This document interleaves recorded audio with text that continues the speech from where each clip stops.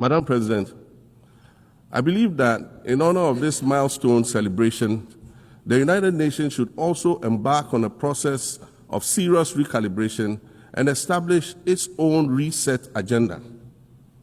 Since the organization's founding, the number of UN member nations has nearly quadrupled. And quite frankly, it is not the same world that it was back then when the UN was formed. I mentioned earlier that I began my second non-consecutive term as president this past January. My first term ended in January 2017. In that span of time, 8 years, the world has changed with such ferocity.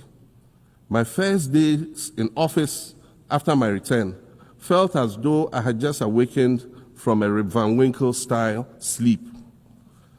Now, no, that was only after 8 years. Imagine then what it will be like after 80 years since the founding of the United Nations. In 1945, the sun had not yet set on the largest empire in history. The most common mode of international travel was by sea. The personal computer had not been invented, let alone made portable. And television, a new convenience, was still in its infancy, albeit in black and white color. Relations between the US and the Soviet Union were turning frosty, with Winston Churchill declaring that an iron curtain has descended across the European continent.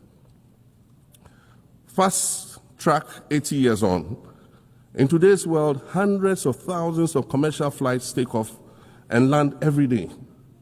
Libraries have been digitized so that volumes of literature can exist on a small device, small enough to fit inside your pocket.